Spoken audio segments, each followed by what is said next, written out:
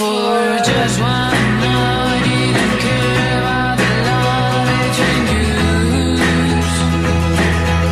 Carabe es un festival de cultura musical independiente y underground que, bueno, tiene, digamos que, tres ejes, ¿no? De programación. Por un lado, los conciertos, la música en vivo, con las 7 bandas que van a actuar el día 7 de febrero en Fabra y Coats. Por otro lado, un festival de videoclips que se llama Carabe Clips, que funciona online, que hay 140 vídeos a concurso con una votación popular, después un premio también de un jurado especializado.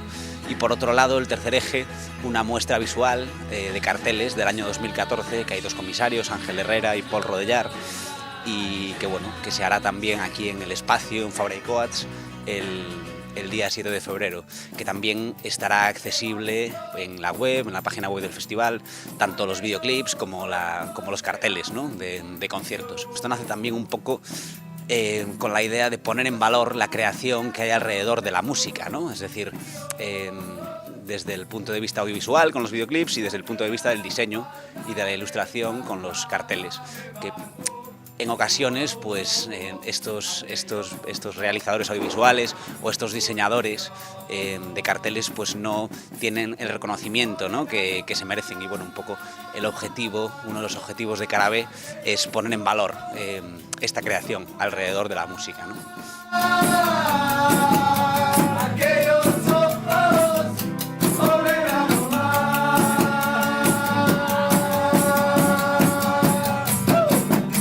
Nosotros lo que queremos es ofrecer a la gente de Barcelona o a la gente de Cataluña o a los visitantes pues una propuesta innovadora en un espacio que también puede aprovecharse mucho más, ¿no? Estamos en Sant Andreu, que es un barrio de Barcelona donde no se concentra geográficamente la oferta cultural y que pues, Barcelona puede considerarse una ciudad policéntrica y que esto puede ser uno de los nuevos, o no uno de los nuevos, pero sí un eje más de programación o de oferta cultural, y estamos en la Fabra de Coats, que es un espacio donde ya se realizan un montón de actividades, pero donde pueden realizarse muchas más, ¿no?